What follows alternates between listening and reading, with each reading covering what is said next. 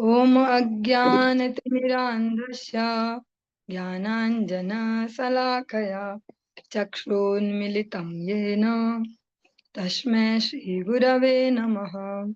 वन्देऽहं श्रीगुरो श्रीयुतपदकमलं श्रीगुरून् वैष्णवांश्च श्रीरूपं साग्रजातं सहगण रघुनाथान्वितं तं सजीवम् साद्वैतं सावधूतं परिजनसहितं कृष्णचैतन्यदेवं श्रीराधा कृष्णपादान् सहगणललिता श्रीविशाखान्वितांश्च वृन्दाय तुलसीदेव्ये प्रियाय केशवस्य च कृष्णभक्तिप्रदे दिव्ये सत्यवत्ये नमो नमः। वाञ्छाकल्पतरुभ्यश्च कृपा सिन्धुभ्य एव च पतितानां पावनेभ्यो वैष्णवेभ्यो नमो नमः। जय श्री कृष्ण चैतन्य प्रभु नित्यानंद श्री अद्वैत गदाधर शिवासादि गौर भक्त वृंद। हरे कृष्णा कृष्णा कृष्णा हरे हरे, हरे राम राम राम हरे हरे। सर्वप्रथम भगवान के अभिन्न प्रकाश विग्रह श्री गुरुपाद पद्म पूज्यपाद दंडी स्वामी अष्टोत्तर सत श्री श्रीमद भक्ति प्रसाद विष्णु गोस्वामी गुरुदेव महाराज के पावन श्री चरण कमलों में असंख्य कोटि दंडवत ज्ञापित करते हुए उनकी अहेतु की कृपा प्रार्थना करती हूँ। वे अपनी कृपा वर्षण करें जिससे निज कर्ताभिमान भाव को छोड़कर एकमात्र उनकी वाणी के वाहक के रूप में अपना परिचय दे सकूं। परम गुरुदेव नित्य लीला पृष्ठ विष्णु आशीष श्रीमद भक्ति दयित माधव गोस्वामी महाराज, परमेष्टि गुरुदेव जगत गुरु भक्ति सिद्धांत सरस्वती गोस्वामी ठाकुर प्रभुपाद व समस्त गुरु परंपरा जय युक्त हूँ। सपार्षद श्रीमन नित्यानंद प्रभु श्री गौर हरि वृंदावन बिहारी श्राधा गोपीनाथ भगवान जय युक्त हूँ। वे हम सभी पर अपनी कृपा वर्षण करें जिससे भगवान के पवित्र नाम और हरि गुरु वैष्णव सेवा में हम सभी की रुचि उत्पन्न हो सके। आज की इस प्रातःकालीन कक्षा में हम श्रवण करेंगे ग्रंथ राज श्रीमद् भागवतम के अंतर्गत जो उसका सार स्वरूप है, जो एकादश स्कंद, उसके अंतर्गत आज 8वें अध्याय को हम प्रारंभ करने जा रहे हैं। ओम नमो भगवते वासुदेवाय, ओम नमो भगवते वासुदेवाय, ओम नमो भगवते वासुदेवाय। इसमें जो भगवान दत्तात्रेय के 24 गुरु जो उन्होंने ग्रहण किए, शिक्षा गुरु, 24 शिक्षा गुरु, दीक्षा गुरु एक ही होते हैं, शिक्षा गुरु अनेक हो सकते हैं। उनमें से आज हम श्रवण करेंगे पिंगला, जो पिंगला नाम की वैश्या से जो उन्होंने शिक्षा ली, उस प्रसंग को आज हम श्रवण करेंगे। श्री ब्राह्मण उवाच सुखमेन्द्रियकं राजन् स्वर्गे नरक एव च देहिनां यद् यथा दुःखं तस्मान्नेच्छेत तद्बुधः। साधु ब्राह्मण ने कहा, हे राजन, देहधारी जीव स्वर्ग या नरक में स्वतः दुख का अनुभव करता है, इसी तरह बिना खोजे ही सुख का भी अनुभव होता है। इसलिए बुद्धिमान तथा विवेकवान व्यक्ति ऐसे भौतिक सुख को पाने के लिए कोई भी प्रयास नहीं करता। जबकि हम अगर मनुष्य जीवन में देखें, अलग अलग जीव जंतुओं को छोड़ भी दे, मनुष्यों को भी देखें स्पेशली, तो सारे प्रयास सुख के लिए ही किए जाते हैं ताकि सब ठीक रहे, सब ठीक रहे सब। लेकिन इसमें यही कह रहे हैं कि जो दुख है वो भी बिना मांगे मिलता है, ऐसे ही सुख भी बिना मांगे मिल जाता है। जो वास्तविक बुद्धिमान जिन्हें कहा जाता है, विवेकवान है, जो विवेक भी है, बुद्धि बुद्धि नहीं, बुद्धि तो कुटिल भी हो सकती है, पर विवेक युक्त जो बुद्धि हो, वो व्यक्ति ऐसे कभी भी ऐसे सुखों के लिए ज्यादा प्रयास नहीं करते, क्योंकि पता है कि ये हमने प्रारब्ध से दुख सुख ये मिलते ही रहेंगे। जैसे जिस प्रकार से भगवत गीता में भी उदाहरण दिया जैसे ऋतुएं होती हैं वो परिवर्तित होती ही रहती हैं। अभी जैसे बरसात चल रही है, हम उससे भी परेशान हैं। हाँ, इससे पहले गर्मी थी, बहुत तेज गर्मी, बहुत तेज गर्मी, तब भी हम परेशान हैं। 1-1.5 महीने बाद सर्दियां आनी शुरू हो जाएंगी, फिर भी हम परेशान रहेंगे, जबकि वो अलग अलग कारण है।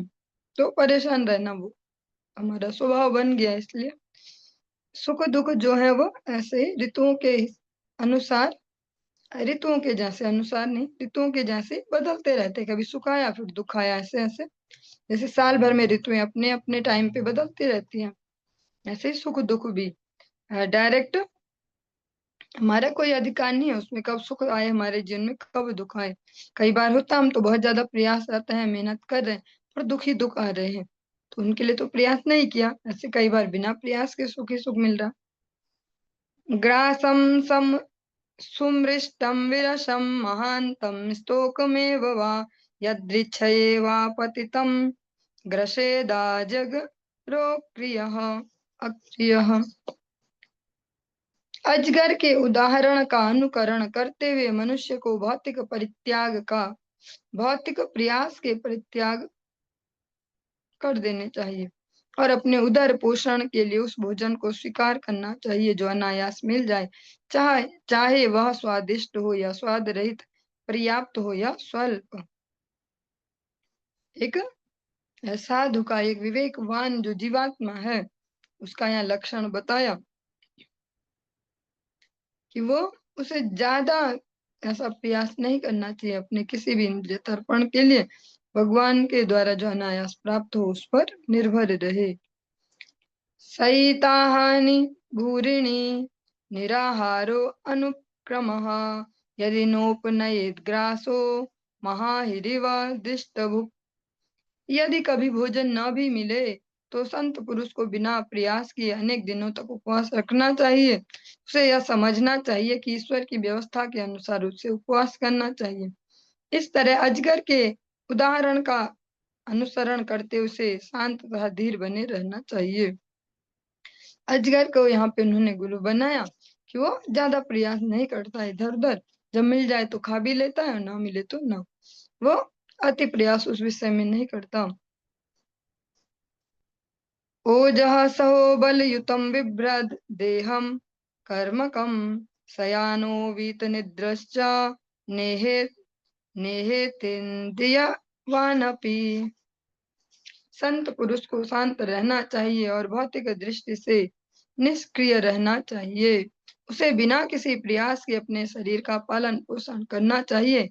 पूर्ण काम शक्ति, मानसिक तथा शारीरिक शक्ति से युक्त होकर भी संत पुरुष को भौतिक लाभ के लिए सक्रिय नहीं होना चाहिए, अपितु अपने वास्तविक स्वार्थ के लिए सदैव सतर्क रहना चाहिए। सरलता से समझ पाए तो जो भगवत सेवा है वही हमारा वास्तविक स्वार्थ है। उसके लिए हमेशा लोलुप बने रहें, उसके लिए हमेशा व्यग्र रहें कि कैसे हमारी आध्यात्मिक उन्नति हो पाए। अपने उस व्यग्रता को, उस लालसा को भौतिक जगत में अधिक ना खपाएं, क्योंकि भौतिक जगत में इन इंद्रियों को हम अधिक खपाएंगे, अपनी एनर्जी को, चाहे वो इमोशंस हो, चाहे कोई सी भी एनर्जी हो, लास्ट में डिप्रेशन ही मिलेगा। किसी भी लेवल पर जाके हम प्रयास करेंगे, उसी को अगर भगवत सेवा में लगाएंगे तो पूर्ण वह आनंद की प्राप्ति होगी। मुनिहा प्रसन्न गंभीरो दुर्विज्ञा गाह्यो दुरत्ययः अनंत पारो यक्षोभ्यः स्तिमितोद इवार्णवः। मुनि अपने बाह्य आचरण में सुखी और मधुर होता है, किंतु भीतर से अत्यंत गंभीर तथा विचारवान होता है, क्योंकि उसका ज्ञान अगाध तथा असीम होता है, अतः वह कभी क्षुब्ध नहीं होता। इस तरह वह सभी प्रकार से अगाध तथा दुर्लंघ्य सागर के शांत जल की तरह होता है। बाहर से ऐसा दिख सकता है सामान्य जनों जैसी उनकी क्रिया, किंतु हृदय में इतना विक्षोभ नहीं रहता, हृदय से शांत, क्योंकि जिसने एक आश्रय भगवान का ले लिया हो अंदर से व्यथित नहीं होगा। समृद्ध कामो हीनो वा नारायण परो मुनिः नोत्सर्पेत न शुष्येत सरिद्भिरिव सागरः। वर्षा ऋतु में उफनती हुई नदियां सागर में जा मिलती हैं और ग्रीष्म ऋतु में उफनी होने से उनमें उथली होने से उनमें जल की मात्रा बहुत कम हो जाती है। फिर भी समुद्र न तो वर्षा ऋतु में उमड़ता है, न ही ग्रीष्म ऋतु में सूखता है। इसी तरह से जिस संत भक्त ने पूर्ण पुरुषोत्तम भगवान को अपने जीवन का लक्ष्य स्वीकार किया है, उसे कभी तो भाग्य से प्रचुर भौतिक ऐश्वर्य प्राप्त हो जाता है और कभी वह अपने आप को भौतिक दृष्टि से दरिद्र पाता है। फिर भी श्री भगवान का ऐसा भक्त न तो धनवान बनते समय हर्षित होता है, न दरिद्र बनने पर खिन्न होता है। समुद्र से जो सीखा वो क्या है, जैसे नदियां हैं छोटी छोटी हैं, तो उनमें दिखता है वो पानी ज्यादा आ जाए तो हल्ला ज्यादा कर देंगी, इधर उधर सब उजाड़ पुजाड़ ऐसा, और सूख गई तो बिल्कुल बस ऐसे। पर समुद्र न तो कभी ऐसा उफनता, ऐसा दिखता है कि वर्षा ऋतु में ज्यादा हो गया और न ग्रीष्म ऋतु में सूखता है। ऐसे जो भक्ति में सुसंपन्न है जो जीवात्माएं, उनका लक्षण बताया। जब भौतिक लाभ हो तो वे ज्यादा फूलते नहीं है, और जब भौतिक हानि हो तो वे ज्यादा डिप्रेशन में नहीं जाएंगे, ऐसे कि बस बर्बादी हो गई। ऐसे समझ पाएंगे कि ये भी भगवान की कृपा से और ये भी भगवान की कृपा से ही है। दोनों ही कृपा है, जो भी परिस्थिति जीवन में आए, क्योंकि ये तो जीवन है, चलता ही रहेगा, इसमें कभी अनुकूलता प्रतिकूलता अनुकूलता प्रतिकूलता, उससे भगवान हमें मजबूत बनाते हैं। जैसे कोई दर्द वगैरह कुछ ऐसा शरीर में हो तो आयुर्वेद में इस प्रकार से कहते हैं ना, ठंडा पानी गर्म पानी ऐसा ऐसा करो, तुरंत ठंडे ठंडे पानी से नहाओ, फिर गरम गरम फिर ठंडा ऐसा, फिर वो जो दर्द है वो ठीक होगा। ऐसे ही जो हमारे भौतिक दर्द है हृदय के, वे अनुकूलता प्रतिकूलता इनके थपेड़े खा खा के मजबूत हो जाता है हृदय। भक्ति केवल अनुकूलता ही नहीं है कि ठाकुर जी की बहुत कृपा है, सब सही हो रहा है, सब सही से चल रहा है। जो सही से नहीं चल रहा हमारी दृष्टि से, वो भी ठाकुर जी की कृपा है, क्योंकि ठाकुर जी पे हमसे ज्यादा बुद्धि है।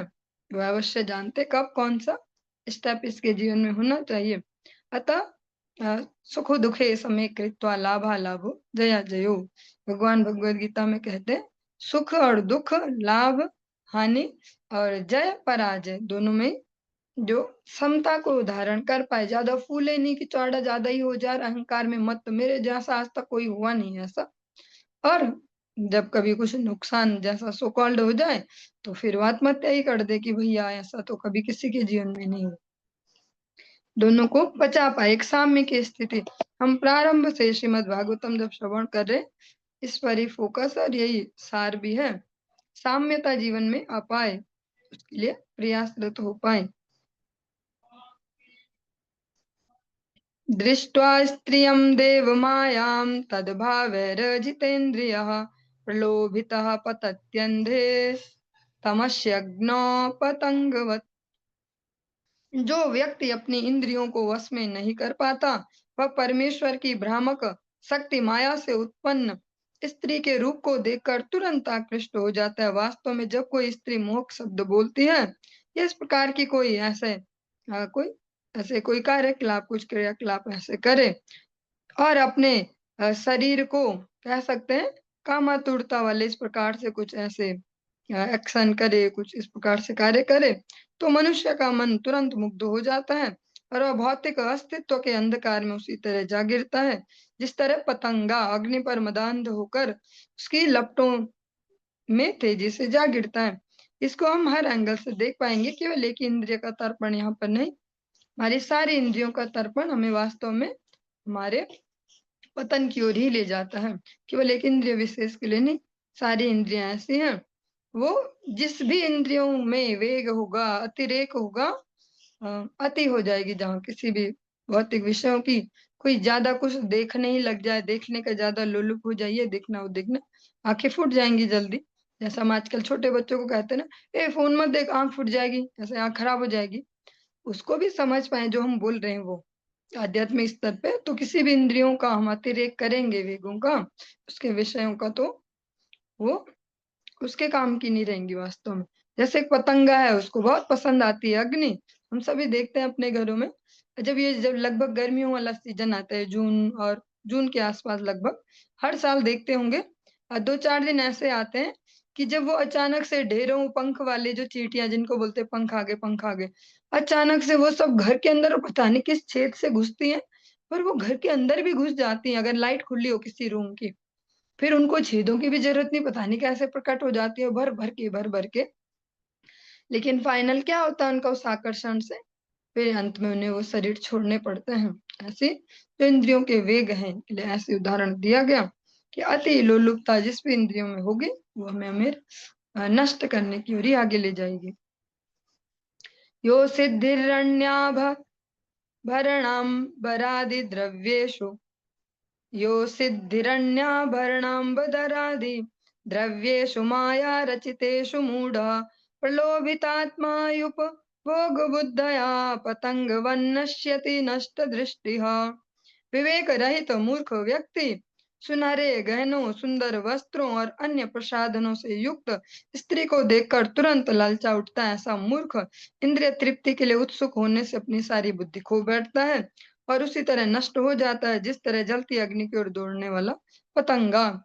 और जैसे जो कलयुग के 4 स्थान जो दिए गए, उनमें से जो सबसे डेंजरस पार्ट है वो ये जो स्त्री पुरुष आकर्षण है, सबसे इनमें से डेंजरस इसको माना भी गया है और ऐसा प्रैक्टिकली है भी। ऐसा हम कभी ज्यादातर नहीं सुनते भक्ति जीवन में कि भैया कोई चोरी करते पकड़ा गया भक्त, या किसी को हमने ना देखा वो छुप छुप के मांस खाता है, ऐसा।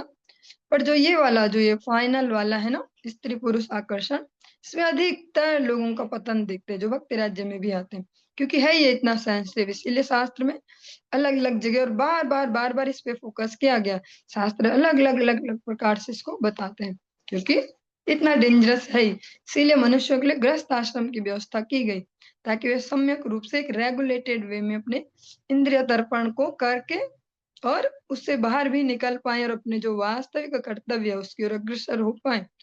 इसीलिए जो वैदिक जीवन शैली है उसको बहुत ही साइंटिफिक वे में डिजाइन किया गया।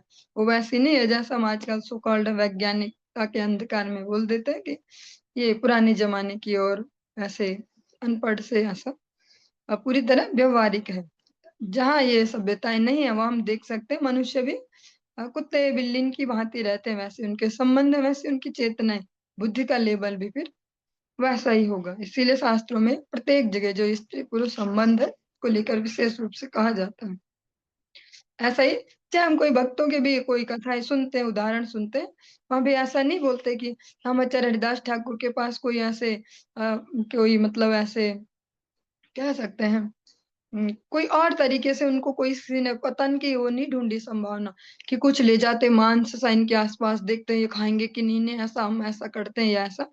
वहां पे भी दो दो बार जो है वो एक बार स्वयं माया देवी उनके सामने प्रकट होती है और दूसरी बार लक्ष्य हीरा के रूप में जो बादशाह जिसको भेजते हैं, क्योंकि ये सबसे सेंसिटिव प्रसंग है मनुष्य के जीवन का, क्योंकि लास्ट है ये। इसलिए सबसे गंभीर है यही जीवन का पक्ष है मनुष्य का, जिसको समझ जाए गुरु वैष्णव कृपा से तो मानसिक संतुलन और सारी चीजें बैलेंस हो सकती हैं। क्योंकि ये सबसे फाइनल है ना, अगर रसों में भी देखें, अगर हम आध्यात्मिक रसों में ना देखें, भौतिक रसों में भी देखें तो सबसे फाइनल यही है, इसके बाद कुछ और है नहीं। इसके बाद सारी सैचुरेशन, तो इसको ही ठीक से अगर कोई रेगुलेट कर ले तो भक्ति राज्य में सुसंपन्न हो सकता है। क्योंकि जो ऐसा कामातुर व्यक्ति होगा वो स्त्री पुरुष दोनों में से कोई भी हो सकते हैं, बुद्धि उनकी धीर नहीं होगी, बुद्धि स्थिरता नहीं होगी उसमें। इसीलिए जो अध्ययन भी है उसके लिए 25 वर्ष का समय शास्त्रों ने दिया कि ब्रह्मचर्य अवस्था, क्योंकि फिर इंद्रियां इधर उधर नहीं होंगी तो बुद्धि एक जगह फोकस्ड हो पाएगी। उसके बाद फिर बुद्धि की डलनेस बढ़ते जाती है। स्तोकम स्त्रोकम ग्रसेद ग्रासम देहो वर्तेत यावता गृहान हिंसना तिष्ठेत वृत्तिम माधुकरीम मुनिः। संत पुरुष को उतना ही भोजन स्वीकार करना चाहिए जितने से उसका जीवन निर्वाह हो सके। उसे द्वार द्वार जाकर प्रत्येक परिवार से थोड़ा थोड़ा भोजन स्वीकार करना चाहिए। इस तरह उसे मधुमक्खी की वृत्ति का अभ्यास करना चाहिए। ये मधुमक्खी से उन्होंने सीखा कि थोड़ा थोड़ा अति अति के इस चक्कर में नहीं पड़ना। जो हम सुन रहे हैं प्रसंग, इसमें फाइनल एक्सट्रीम एग्जाम्पल लिया गया एक साधु का, एक विरक्त का। किंतु जो भी जीवात्मा है इसको अपने अपने लेवल पर भी जितना जितना इसको पालन कर पाए सभी के लिए लाभकारी है। ऐसा नहीं है कि अन्यों के लिए लाभप्रद नहीं है, इनमें जो मैसेज छिपे हैं सभी के लिए लाभकारी हैं। अणुभ्यश्च महद्भ्यश्च शास्त्रेभ्यः कुशलो नरः सर्वतः सारमा दद्यात् पुष्पेभ्य इव षट्पदः पदः। जिस तरह मधुमक्खी बड़े तथा छोटे सभी प्रकार के फूलों से मधु ग्रहण करती है, उसी तरह बुद्धिमान मनुष्य को समस्त धार्मिक शास्त्रों से सार ग्रहण करना चाहिए। जो वैदिक साहित्य है उनसे ऐसे ही सार ग्रहण करना चाहिए, जैसे मधुमक्खी सारे फूलों से संग्रह करती है। सायन्तनं स्वस्तनं वा न संगृह्णीत वीक्षितं पाणिपात्रोद रामत्रो मक्षिकेव न संग्रही। संत पुरुष को यह नहीं सोचना चाहिए मैं इस भोजन को आज रात के लिए रखूंगा और इस दूसरे भोजन को कर के लिए बचा लूंगा। दूसरे शब्दों में संत पुरुष को मधुकरी से प्राप्त भोज्य सामग्री का संग्रह नहीं करना चाहिए, प्रत्युत उसे अपने हाथ को ही पात्र बनाकर उसमें जितना आ जाए उसी को खाना चाहिए। उसका एकमात्र भंडार उसका पेट होना चाहिए और उसके पेट में जितना आसानी से आ जाए वही उसका भोजन संग्रह होना चाहिए। इस तरह उसे लोभी मधुमक्खी का अनुकरण नहीं करना चाहिए, जो अधिक से अधिक मधु एकत्र करने के लिए उत्सुक रहती है। मधुमक्खी का ये दो प्रकार से उदाहरण दिया गया, इसीलिए कल या परसों में चर्चा कर रहे थे। तो शास्त्र की जो वाणी है ऐसी है, यहाँ मधुमक्खी ऐसे भी यूज हो रही है और ऐसे भी यूज हो रही है। जो अपरिग्रह जिसको कहा जाता है वो उस लक्षण को यहाँ बताया गया, ज्यादा संग्रह न करना। इसीलिए शास्त्रों में जो विधान है कि आप अपनी जो भी प्रकार की एनर्जी हो, चाहे तन की हो, मन की हो, धन की हो, उसको अति इकट्ठा न करें, उसमें से धर्म के लिए भी उसमें से सेवा निकालें, तभी हम उसको पचा पाएंगे। जो दशांश का विधान शास्त्रों में दिया गया प्रैक्टिकली कि जब हम दशांश धर्म के लिए निकालेंगे तो जो 90% है उसको ठीक से पचा पाएंगे सम्यक बुद्धि से, वरना वो भी अति वाली श्रेणी में हो जाएगी कि अब उल्टी हो रही है, और उल्टी अलग अलग प्रकार से होगी। धन वो अलग अलग जगह जाएगा, तन वो अलग अलग जगह जाएगा और मन अलग अलग जगह जाएगा। जो भगवत सेवा में मनों को नहीं लगा रहे हैं वही इंद्रिय विषयों में लगा रहे हैं। एग्जाम्पल के लिए जो अपने संतानों को भगवत सेवा न सिखाएंगे तो वे जगत में जाएंगे ही जाएंगे मुंह मारने। क्यों? क्योंकि एनर्जी तो है, उसको कहीं ना कहीं जाना है। अगर भगवत सेवा में न जाए, साधु गुरु वैष्णव सेवा में न जाएगी वो एनर्जी और समय, तो फिर जगत में जाएगा, फिर उनकी चौकीदारी करते फिरेंगे, यहाँ गए कि कहाँ गए और क्या कर रहे हो कैसे कर रहे हो। अगर सही जगह उन्हें शरणागति दिला दी तो फिर उनकी वो टेंशन नहीं रह जाएगी, फिर भगवान उनके रक्षा करता होंगे, फिर हमें सीसीटीवी नहीं बनना पड़ेगा। जो भी अति है उससे बचे, चाहे वो संबंधों की है, केवल पदार्थ पदार्थ में नहीं है, ये सब जगह ही है। संबंधों में भी हम कृपणता रखें कि जो हमारे अगर अच्छे सदस्य हैं हमारे परिवार के, उनको भक्ति में नहीं लगाएंगे हम, हाँ उनको हम अपने पास बचाएंगे। और जो थोड़े हमें बुरे लग रहे हैं, जो हमें गड़बड़ लग रहे हैं, उनको दें हम, इनको ले जाओ, इनको सुधारो, ऐसा ऐसा जैसा है इस जगत में, तो फिर वो भी कृपणता है और चालाकी, उसको भी भगवान देखते हैं। व्यक्ति वस्तु परिस्थिति जो भी हमारे पास हो भगवत सेवा में लगाएंगे तब वो उसका अपरिग्रह, तभी उसको माना जाएगा, तभी संग्रह नहीं हुआ वो, चाहे वो धन भी हो। से अनेक अनेक आज भी ऐसे अनेक सूक्ष्म बुद्धि वाले लोग हैं जो अलग अलग वर्गों में आते हैं समाज के, पर वे स्वयं से ही बिना कुढ़े बिना इसके धर्म की सेवा में उसे लगाते हैं। वरना हम प्रैक्टिकली कैसे देख पाएंगे कि समाज में जो वास्तविक धर्म है वो भी बढ़ रहा है। उनको कोई फोर्स भी नहीं करता, कोई उन्हें पटाने भी नहीं जाता आप सेवाएं करो, स्वयं से सूक्ष्म बुद्धि होती है। ऐसे लोगों के फिर धन की भी रक्षा स्वयं से भगवान करते हैं, उनका योग क्षेम भगवान देखते हैं। जो भी हो हमें अति संग्रह से बचना चाहिए। सायंतनम स्वस्थनम वा न संगृहीणीत भिक्षुकः मक्षिका इव संगृह्णन् सह तेन विनश्यति। साधु संत को उसी दिन या अगले दिन खाने के लिए भी भोजन का संग्रह नहीं करना चाहिए।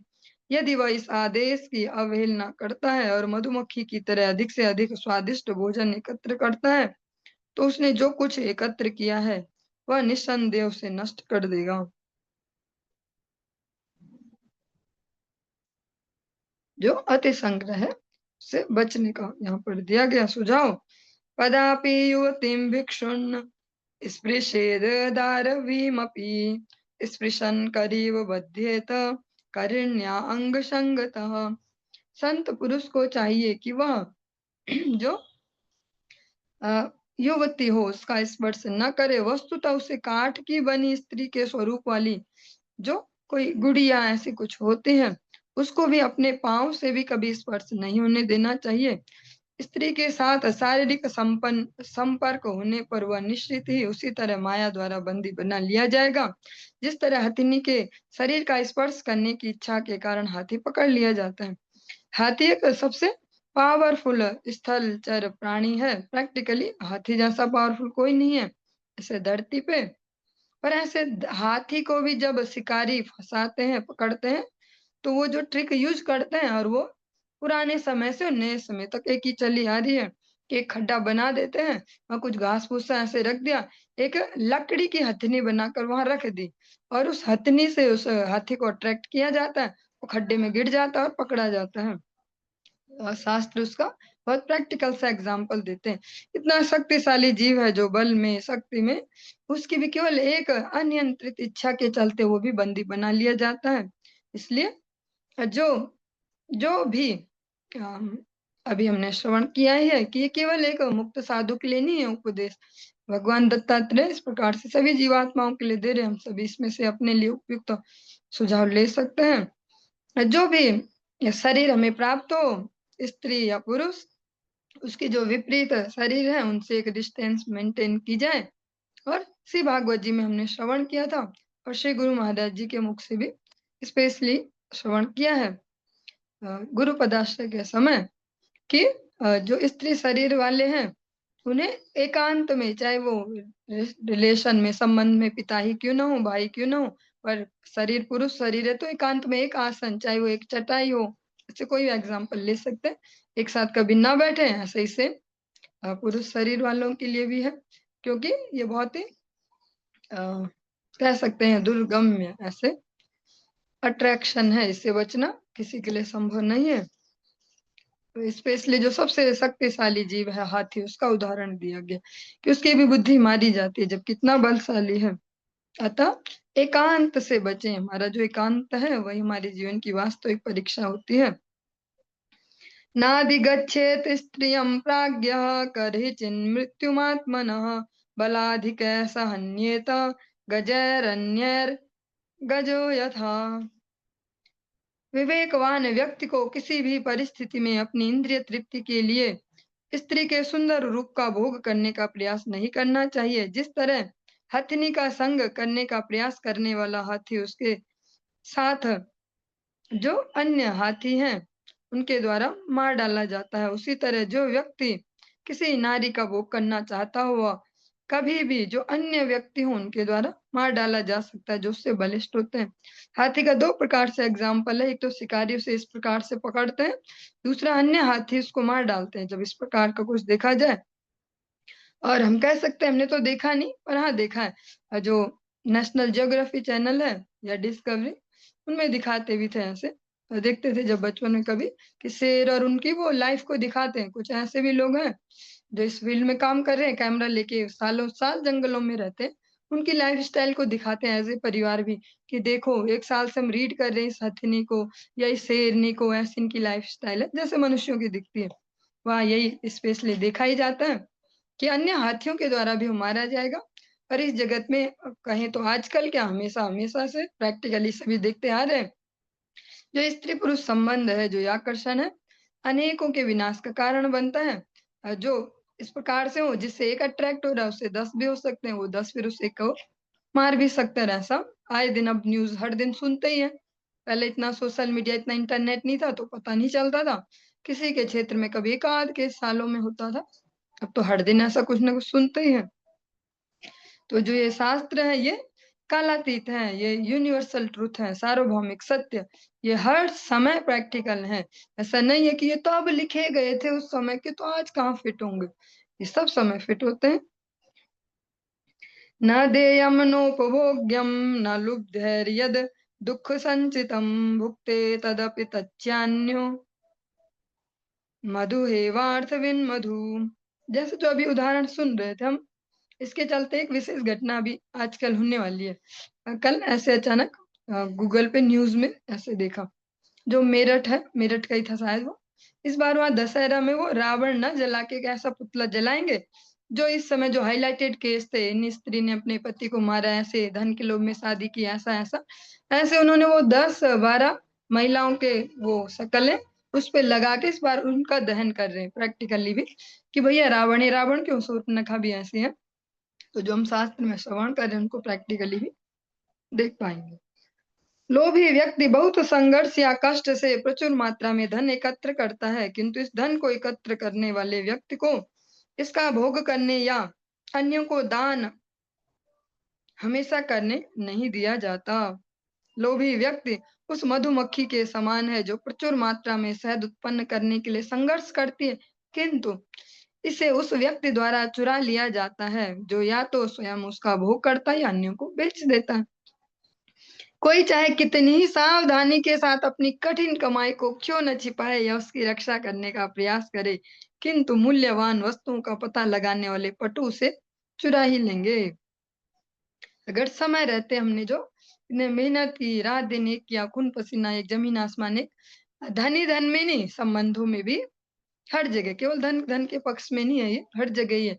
चाहे शरीर को बलवान बनाने में मेहनत की, भैया इतना मेहनत से ऐसा करता है वैसा, जो भी हम संग्रह कर रहे हैं इतनी मेहनत से, सब एक दिन चुरा लिया जाएगा। फाइनली मृत्यु तो उसे चुरा ही लेगी, और मृत्यु से भी पहले बहुत सारे हैं यहाँ।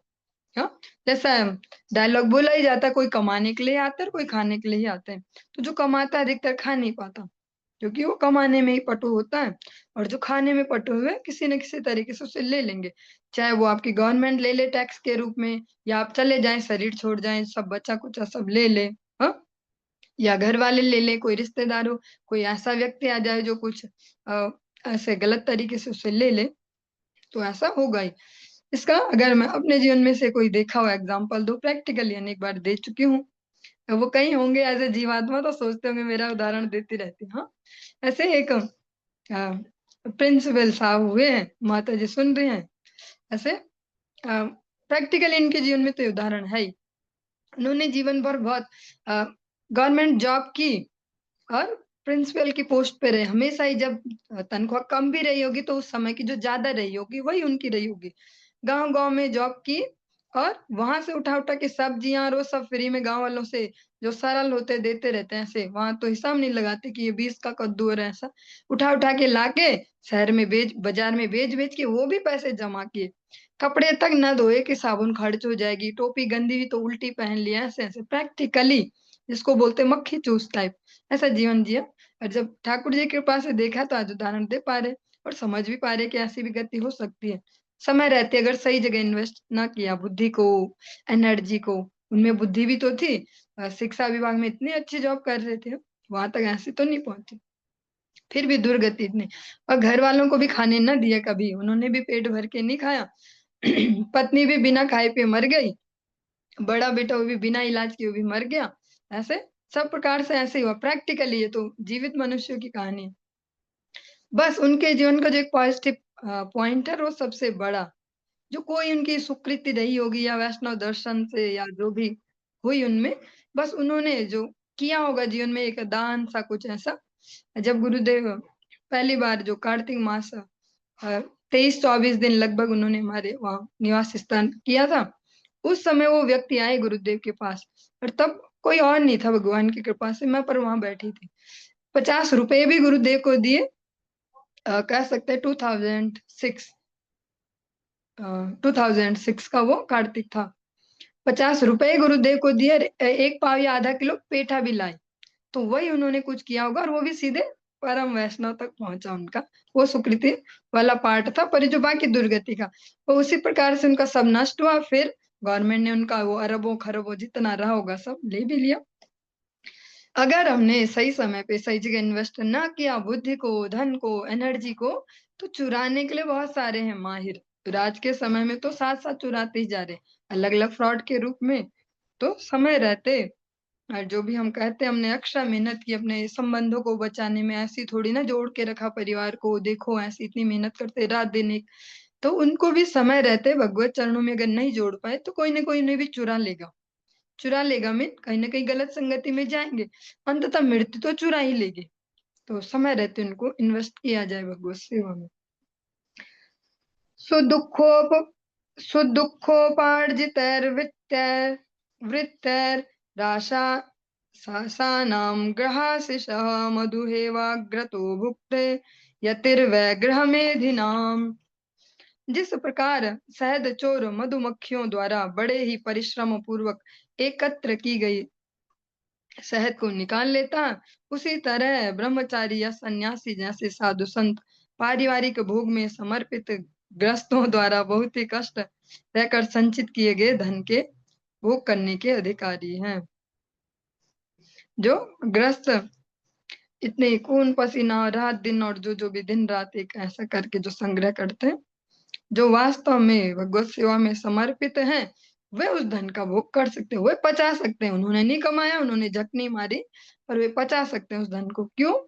क्योंकि हमने कल कल की कक्षा में शायद श्रवण किया था वो कि सूर्य भी सब पचा लेता है और ऐसे अग्नि भी ऐसे ही। फिर उनको वहां वो पाप नहीं चढ़ता कि उन्होंने तो कमाया भी नहीं था, देखो थोड़ी सी हरी कथा सुनाई और फ्री में लोग इन्हें इतना देते जाते हैं, या ऐसे पचा लेंगे। क्योंकि उन्होंने जो अपनी सारी एनर्जी है, सारी बुद्धि है, सारा जो समय है, जो उनका धन है, उनकी विद्या है, धन एक ही तो नहीं होता, वो सारा भगवान को समर्पित किया है, इसलिए वे उसको लेने के अधिकारी हैं। क्यों? क्योंकि वे उसको अपनी इंद्रियों के तर्पण में नहीं लगाते, भगवत सेवा में लगाते हैं। ग्राम्य गीतम न शृणुयाद यतिर्वंचरः क्वचित् शिक्षेद हरिणाद बद्धान मृगयोर्गीत मोहितात्। वनवासी सन्यासी को भौतिक भोग को उत्तेजित करने वाले गीत या संगीत को कभी भी नहीं सुनना चाहिए, बल्कि संत पुरुष को ध्यान से उस हिरण के उदाहरण का अध्ययन करना चाहिए जो शिकारी के वाद्य के मधुर संगीत से विमोहित होने पर पकड़ लिया जाता है और मार डाला जाता है। हिरण से जो शिक्षा ली वो क्या है? हिरण को जो पकड़ने वाला शिकारी एक विशेष प्रकार की ध्वनि वहां करता है, ऐसा म्यूजिक एक बजाता है जिससे अट्रैक्ट होके आ जाता है और मारा जाता है। ऐसे ही जो इसीलिए कहा बार बार सारी इंद्रियों का यहाँ पे कह रहे हैं, कोई इंद्रिय विशेष नहीं, कान भी जो है उनको भी भगवत सेवा में लगाएंगे। हाँ, भगवत विषयक ही उनमें शब्द घुसाएंगे, संगीत घुसाएंगे, तब जाके वो व्यवस्थित रह पाएंगे, वरना वे भी हमें मार डालेंगे। आज के समय में अगर देख पाए प्रैक्टिकली जो ये म्यूजिक वाला है ये सबको अट्रैक्ट करता है ना, जैसे सारी जनरेशन जिसको न्यू कहें, उनसे भी थोड़े पुराने भी, सभी शादियों में, पार्टियों में, क्लबों में इधर उधर अलग अलग म्यूजिक कंसर्ट चल रहे हैं, जिसका जो भी रीजन है, कोई गढ़वाली है तो उस वाले में, जो बंगाली है उस वाले में, अपना अपना चलते रहता है, म्यूजिक कंसर्ट चल रहे हैं, गए हम टिकट लेके, ऐसा ऐसा सब चल रहा है। तो वो सब अंततः क्या है, जो भी हम सुनेंगे उस म्यूजिक से अट्रैक्ट, फिर शब्दों पे भी जाएंगे और फिर वही घूम रहेंगे, रात दिन वही गाते जा रहे, वही चिल्लाते जा रहे, वही दुनिया हो रखी है। और अब तो शब्दों पे भी ध्यान नहीं देंगे, गाने भी ऐसे ऐसे बजेंगे कि 4 बोतल हमने वोडका पी ली, ऐसे ये दारू पी ली, वो पी ली, कौन मुझे रोकेगा से। ये तो एक एग्जाम्पल है, ऐसे अनेक अनेक होंगे, ये तो सुन दिया ठाकुर जी की दया से गलती से इधर उधर कभी, तो ऐसे याद है, पर और तो कुछ पता नहीं है क्या क्या चल रहा होगा। उनको कभी सुनना नहीं चाहिए। उदाहरण यहाँ दिया गया एक सन्यासी का, और ये सभी के लिए ही है, जो भक्ति राज्य में आ जाते हैं उन सभी के लिए है। भक्ति कोई सो कॉल्ड सत्संग या वैसा नहीं है, जो स्पेशली अगर गौड़ीय वैष्णव भक्ति कहें, सो कॉल्ड सत्संग नहीं है कि हमने तो गुरुजी बना लिया और ठाठ से जिंदगी जी रहे, मजे हैं। हाँ, अ, खूब मजे से पिक्चर भी देखते हैं और गाने भी सुनते रहते हैं, माला भी जपते हैं, जितनी हो पाती 2-4 माला भी जपते हैं और ठाठ से चल रही जिंदगी, बढ़िया हरी भक्ति भी चल रही संसार में। ऐसा मुश्किल है उन गानों को रिप्लेस करे ठाकुर जी के कीर्तनों से। अनेक अनेक ऐसे वैष्णव भजन है और कलयुग की कृपा से अनेक अनेक प्रकार के सुंदर सुंदर रूप में भी आ गए हैं, अलग अलग, जिसका जो लेबल हो उस प्रकार के सुने, और सुने भगवत विषयक। जैसे एक सुंदर सा कीर्तन, वो हिंदी कीर्तन चलता है, अभी लाइन पूरी याद भी नहीं आ रही। वहां जाकर सुनो अनहद तेरी झंकार काफी है, जगत के साज बाजों से हुए हैं कान अब बहरे। जो दुनियादारी का म्यूजिक है वो उसको थोड़ा स्टॉप करना पड़ेगा, ये समझ के कि आज तक बहुत हो गया है, थोड़ा इसको चेंज करे। ऐसी सुंदर सी प्रार्थना भक्ति विनोद ठाकुर जी अपने गुरुदेव के प्रति करते हैं। संसार फुकारा कण ना पासीवे, देह रोग दूर रावे। ऐसा कि जो संसार की ध्वनि है वो मेरे कानों में प्रवेश ना करे, और सारे देह के जो ये रोग हैं, भाव रोग, ये मुझसे दूर रहें। क्योंकि music is not only music, हाँ, वो हमें कहाँ के कहाँ ले जा सकते हैं।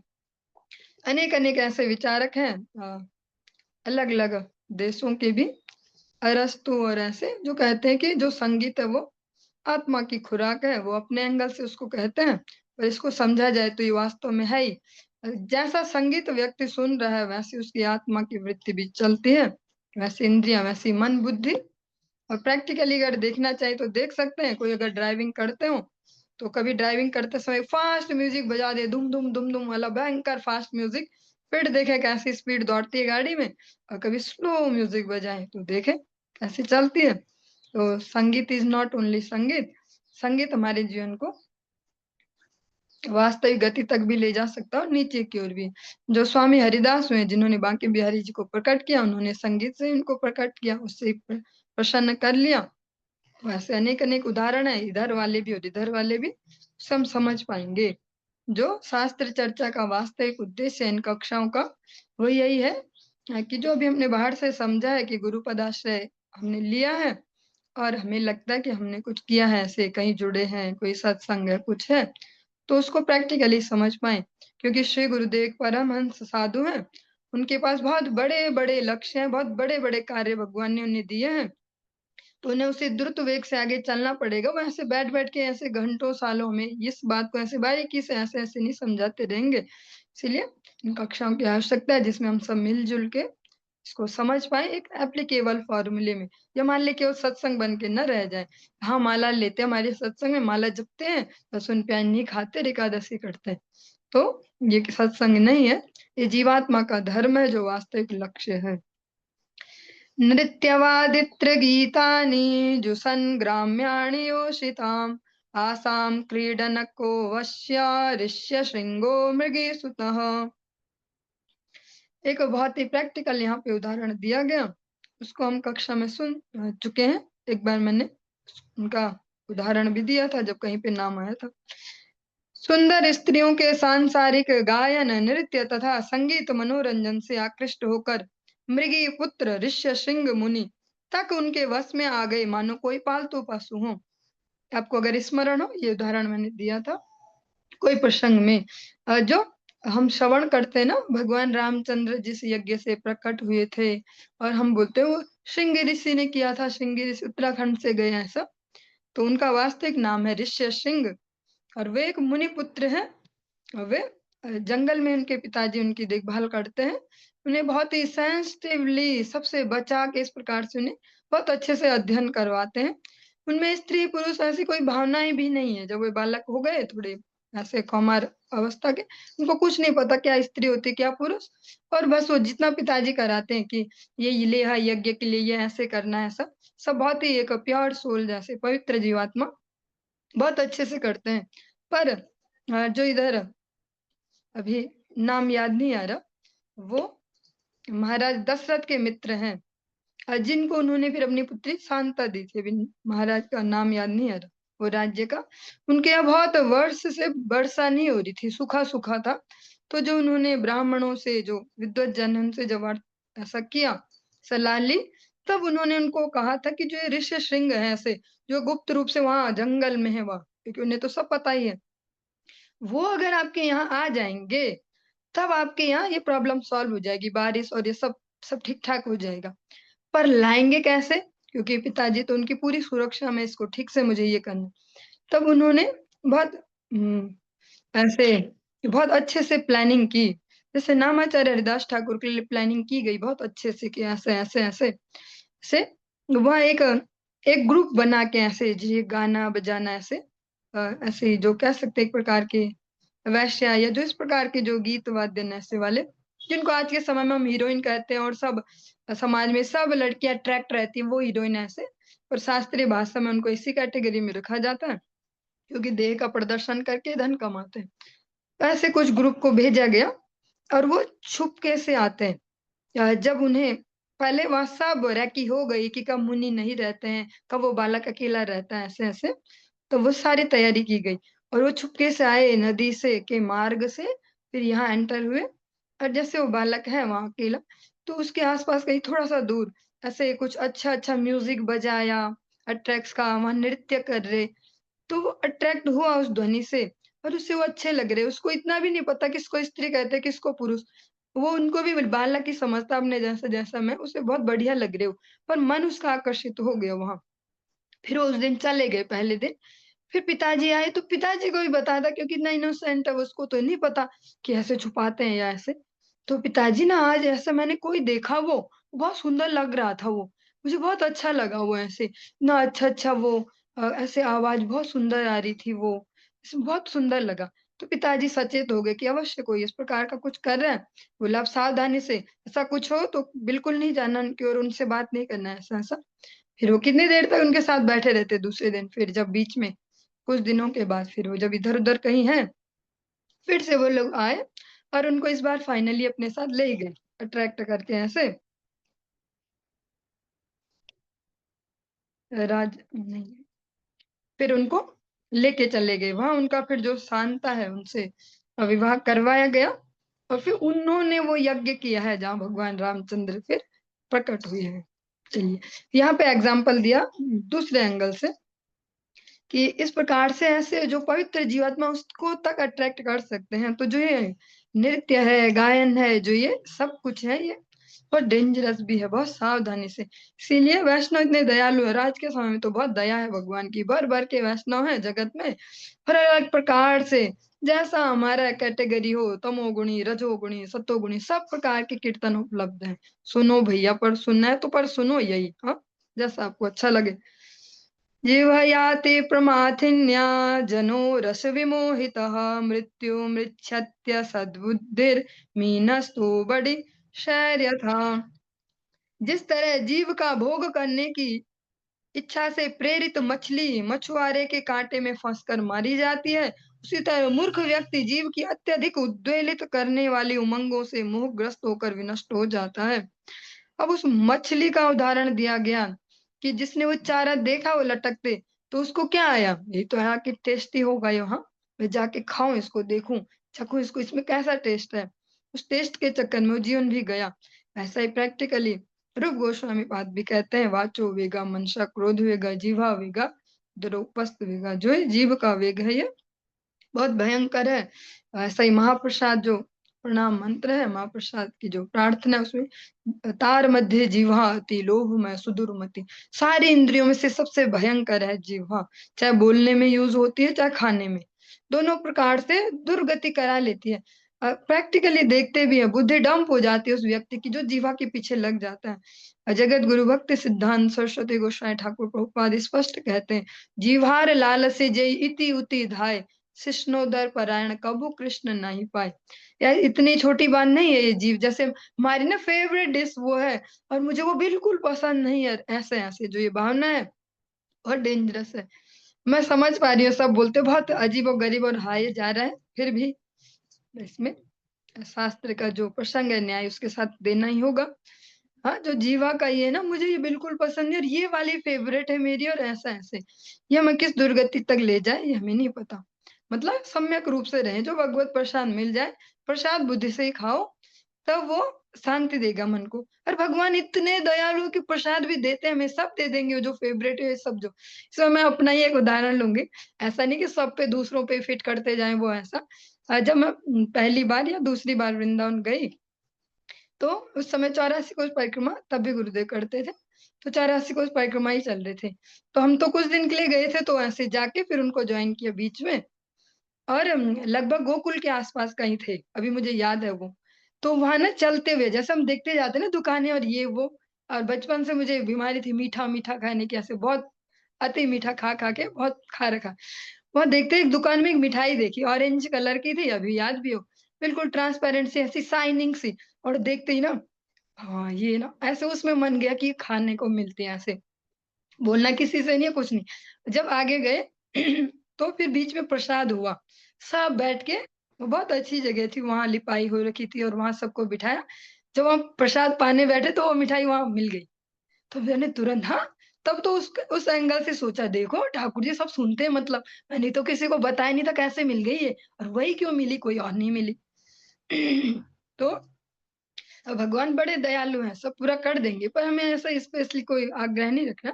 धीरे धीरे धीरे धीरे पहले इस आग्रह को ऐसे दूर करेंगे कि वो चीज लाके ठाकुर जी को दे, सीधे अपने मुंह में नहीं, कि गए हम और ठेले पे खड़े हुए और ला भाई लगा ये सब और मैं खाऊं पीऊं।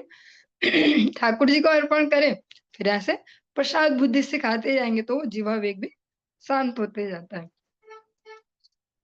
चलिए आज के इस प्रसंग को यहीं पे विश्राम देंगे, समय की भी एक मर्यादा है।